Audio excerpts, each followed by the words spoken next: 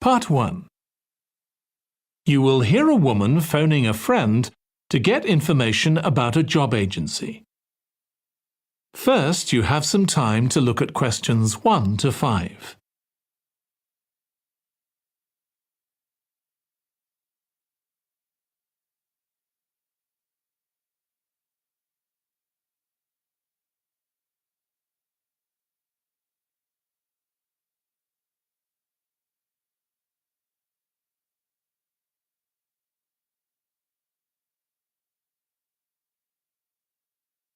Now listen carefully and answer questions 1 to 5.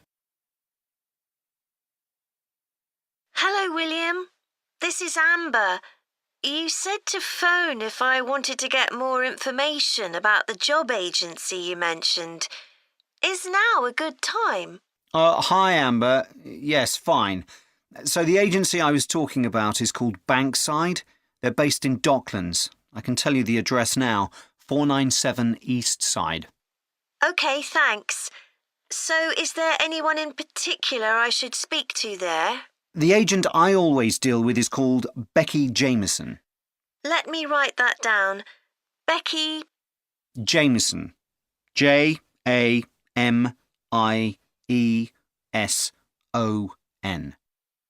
Do you have her direct line? Yes, it's in my contacts somewhere. Right, here we are. 07866 510 333. I wouldn't call her until the afternoon if I were you.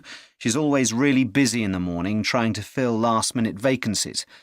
She's really helpful and friendly, so I'm sure it would be worth getting in touch with her for an informal chat. It's mainly clerical and admin jobs they deal with, isn't it? That's right. I know you're hoping to find a full-time job in the media eventually, but Becky mostly recruits temporary staff for the finance sector, which will look good on your CV and generally pays better too. Yeah, I'm just a bit worried because I don't have much office experience. I wouldn't worry. They'll probably start you as a receptionist or something like that. So what's important for that kind of job isn't so much having business skills or knowing lots of different computer systems. It's communication that really matters, so you'd be fine there. And you'll pick up office skills really quickly on the job. It's not that complicated. OK, good. So how long do people generally need temporary staff for? It would be great if I could get something lasting at least a month. That shouldn't be too difficult. But you're more likely to be offered something for a week at first, which might get extended. It's unusual to be sent somewhere for just a day or two. Right. I've heard the pay isn't too bad. Better than working in a shop or a restaurant. Oh, yes, definitely. The hourly rate is about £10, $11 if you're lucky. That's pretty good. I was only expecting to get £8 or £9 an hour.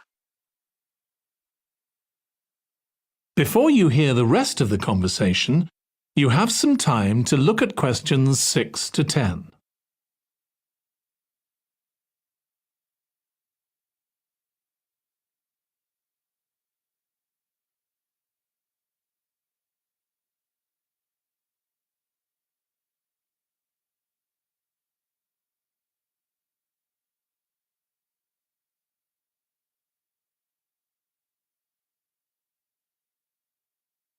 Now listen and answer questions 6 to 10.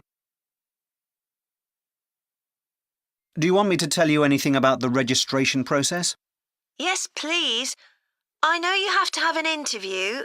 The interview usually takes about an hour, and you should arrange that about a week in advance. I suppose I should dress smartly if it's for office work. I can probably borrow a suit from Mum.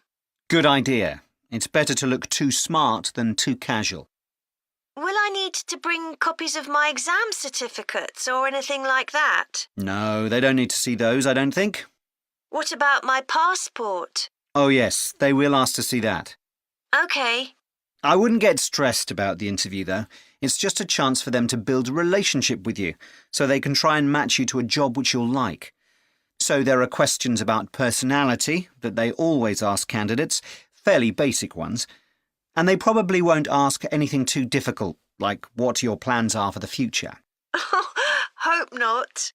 Anyway, There are lots of benefits to using an agency.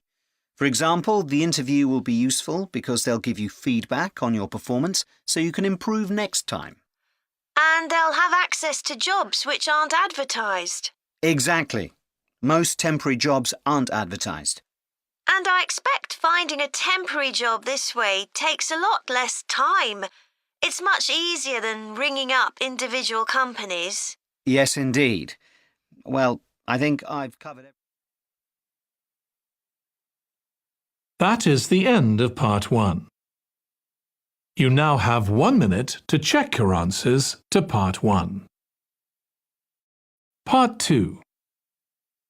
You will hear a woman giving a presentation about a holiday on an island in Britain that her company organises.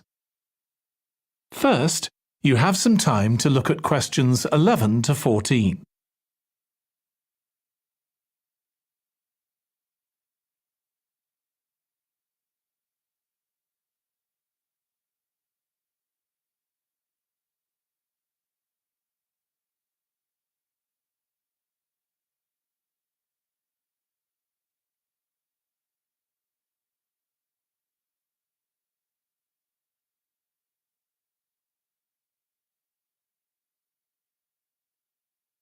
Now listen carefully and answer questions 11 to 14.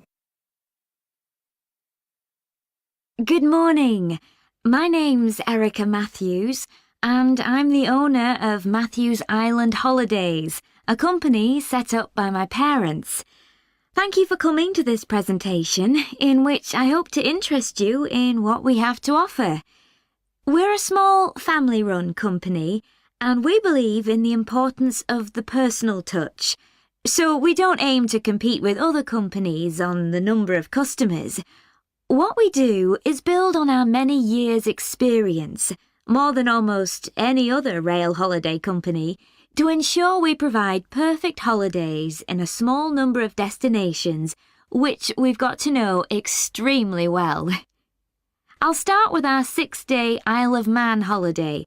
This is a fascinating island in the Irish Sea, with Wales to the south, England to the east, Scotland to the north, and Northern Ireland to the west. Our holiday starts in Heysham, where your tour manager will meet you. Then you'll travel by ferry to the Isle of Man. Some people prefer to fly from Luton instead, and another popular option is to go by train to Liverpool and take a ferry from there. You have 5 nights in the hotel, and the price covers 5 breakfasts and dinners and lunch on the 3 days when there are organised trips. Day 4 is free, and most people have lunch in a cafe or restaurant in Douglas. The price of the holiday includes the ferry to the Isle of Man, all travel on the island, the hotel, and the meals I've mentioned. Incidentally, we try to make booking our holidays as simple and fair as possible, so unlike with many companies, the price is the same whether you book 6 months in advance or at the last minute, and there's no supplement for single rooms in hotels. If you make a booking then need to change the start date, for example because of illness, you're welcome to change to an alternative date or a different tour for a small administrative fee.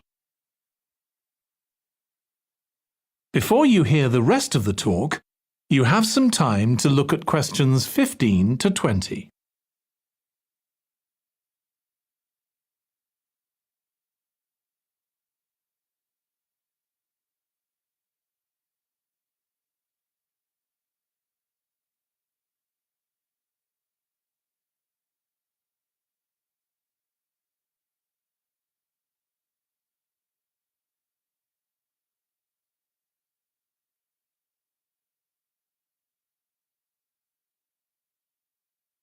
Now listen and answer questions 15 to 20.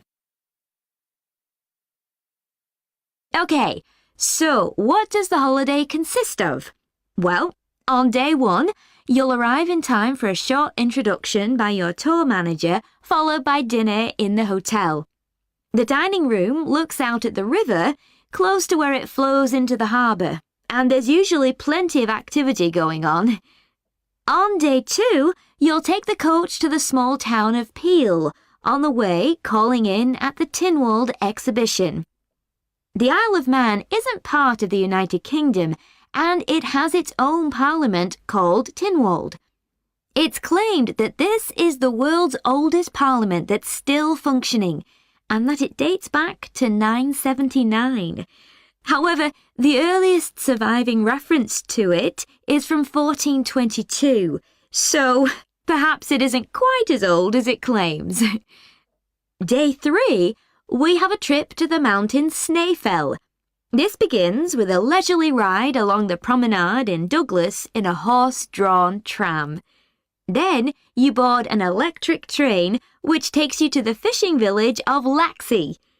From there, it's an 8-kilometre ride in the Snaefell Mountain Railway to the top. Lunch will be in the cafe, giving you spectacular views of the island. Day 4 is free for you to explore, using the pass which we'll give you.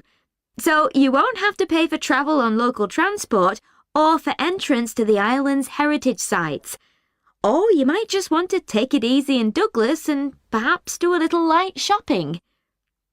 The last full day, Day 5, is for some people the highlight of the holiday, with a ride on the steam railway from Douglas to Port Erin. After some time to explore, a coach will take you to the headland that overlooks the Calf of Man, a small island just off the coast. From there, you continue to Castletown, which used to be the capital of the Isle of Man and its medieval castle. And on Day 6, it's back to the ferry, or the airport if you flew to the island, and time to go home. Now, I'd like to tell you a bit more. That is the end of Part 2. You now have 30 seconds to check your answers to Part 2. Part 3. You will hear 2 psychology students discussing the effects of the order in which the children in a family are born. First, you have some time to look at questions 21 to 26.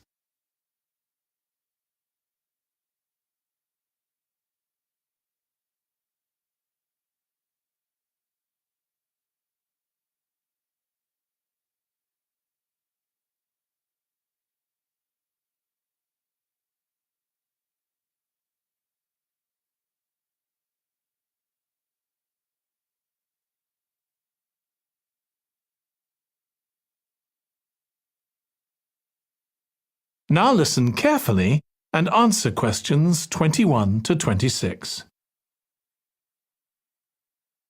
Ed, how are you getting on with the reading for our presentation next week? Well, OK, Ruth, but there's so much of it. I know.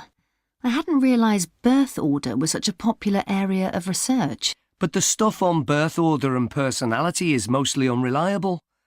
From what I've been reading, a lot of the claims about how your position in the family determines certain personality traits are just stereotypes, with no robust evidence to support them. OK, but that's an interesting point. We could start by outlining what previous research has shown. There are studies going back over 100 years. Yeah, so we could just run through some of the typical traits. Like the consensus seems to be that oldest children are generally less well-adjusted, because they never get over the arrival of a younger sibling. Right, but on a positive note, some studies claim that they were thought to be good at nurturing. Certainly in the past, when people had large families, they would have been expected to look after the younger ones. There isn't such a clear picture for middle children, but one trait that a lot of the studies mention is that they are easier to get on with than older or younger siblings. Generally eager to please and helpful. Although that's certainly not accurate as far as my family goes. My middle brother was a nightmare, always causing fights and envious of whatever I had. As I said, none of this seems to relate to my own experience. I'm the youngest in my family, and I don't recognise myself in any of the studies I've read about. I'm supposed to have been a sociable and confident child who made friends easily, but I was actually terribly shy. Really? That's funny.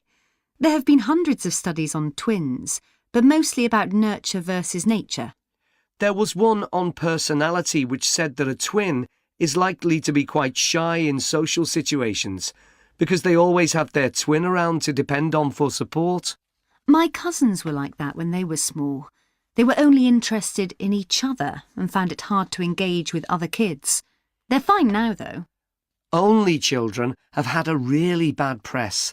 A lot of studies have branded them as loners who think the world revolves around them because they've never had to fight for their parents' attention. That does seem a bit harsh. One category I hadn't considered before was children with much older siblings. A couple of studies mentioned that these children grow up more quickly and are expected to do basic things for themselves, like getting dressed. I can see how that might be true, although I expect they're sometimes the exact opposite, playing the baby role and clamouring for special treatment. Before you hear the rest of the discussion, you have some time to look at questions 27 to 30.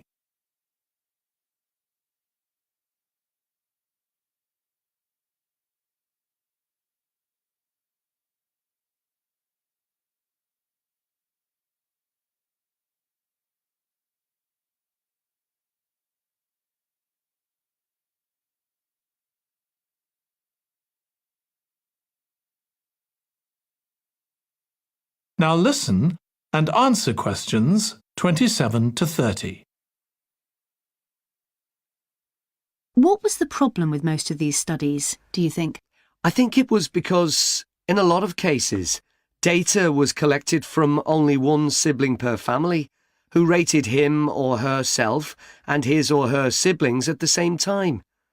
Some of the old research into the relationship between birth order and academic achievement has been proved to be accurate, though.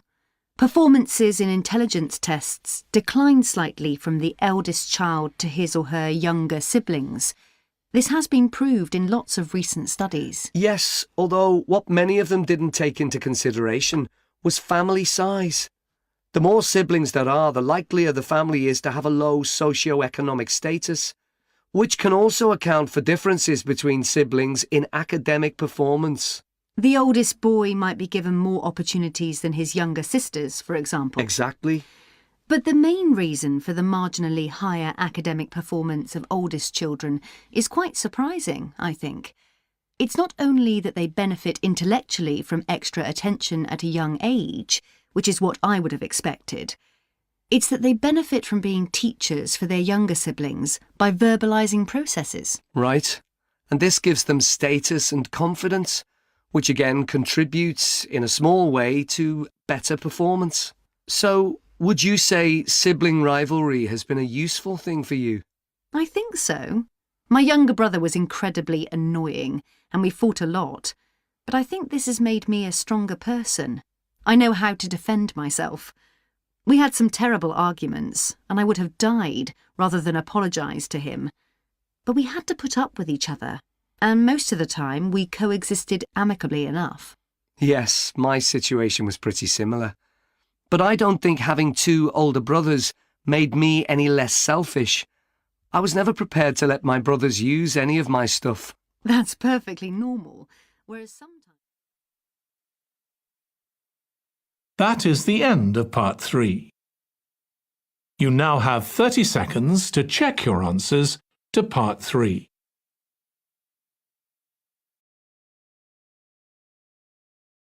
Part 4. You will hear a student giving a presentation about a type of tree known as the Eucalyptus, which is common in Australia. First, you have some time to look at questions 31 to 40.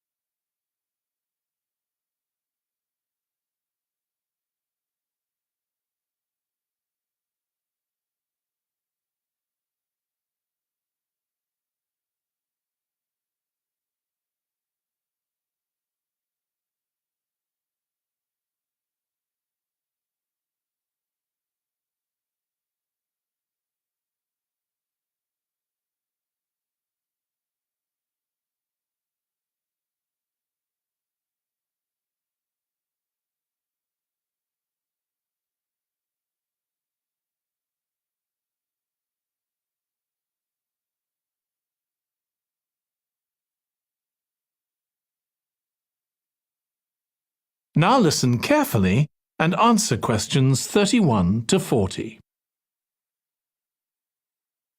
Today, I'm going to talk about the eucalyptus tree. This is a very common tree here in Australia, where it's also sometimes called the gum tree. First, I'm going to talk about why it's important. Then I'm going to describe some problems it faces at present. Right, well, the eucalyptus tree is an important tree for lots of reasons.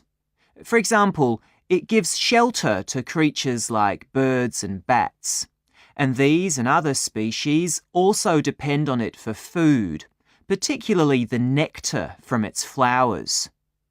So it supports biodiversity.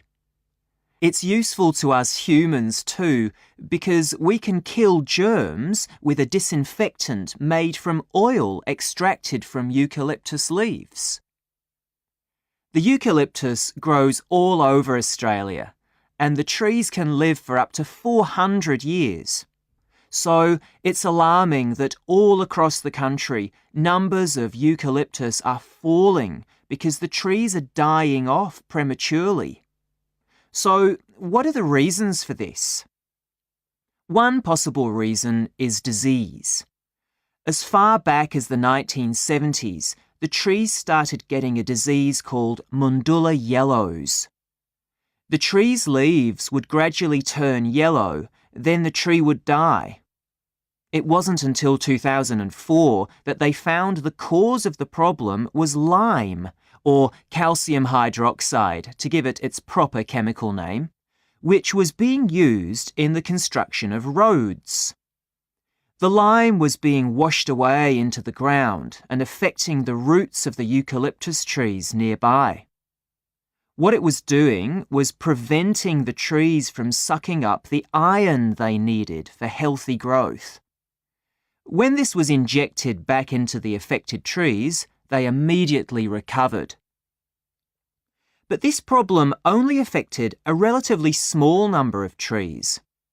By 2000, huge numbers of eucalyptus were dying along Australia's east coast of a disease known as bell miner-associated dieback.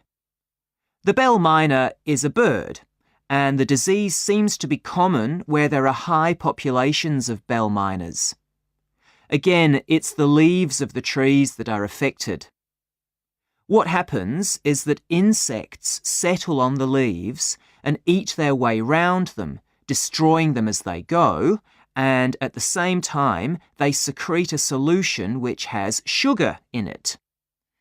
The bell miner birds really like this solution, and in order to get as much as possible, they keep away other creatures that might try to get it. So these birds and insects flourish at the expense of other species, and eventually so much damage is done to the leaves that the tree dies.